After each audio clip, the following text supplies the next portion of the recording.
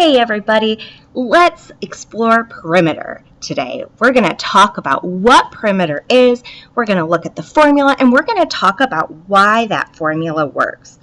So first of all, let's talk about what perimeter is. Well, perimeter is defined as the continuous line forming the boundary of a closed geometric figure. I don't know about you, but wow! That was a lot of information. So let's break it down and talk about what that means.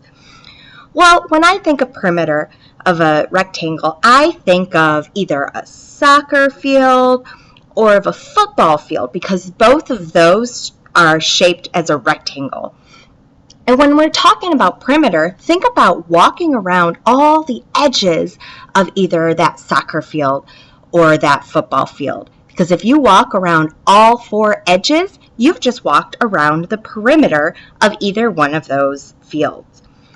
So now let's look at that soccer field again and look at what that means when we're talking about perimeter. Well, if you look at this soccer field, we can see that it has two parallel sides that make up the width and two parallel sides that equal the length or make up the length. And both of those sets are equal. So to find my perimeter, I could either add my width plus my length plus my width plus my length, or I can make a little bit easier for myself and I could multiply 2 times the length plus 2 times the width as the formula above shows, and that's going to give me my perimeter. So let's look at another rectangle and let's talk about how we can find the length and the width. Well, as mathematicians, we want to make sure that we're being exact with our measurements. So the best way to do this, ta-da, is with a ruler. So if we measure the width of this, we see that it's 2 inches. The length of this rectangle is 5 inches.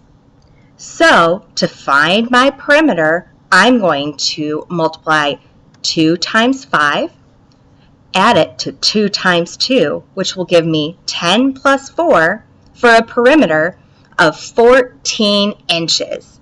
So there you have it, folks. Just remember that when you're looking for perimeter, think about walking around the edges of that soccer field or that football field and think about adding your 2 times the length plus 2 times the width, and you're going to find the perimeter of that rectangle every single time. Thanks for joining me.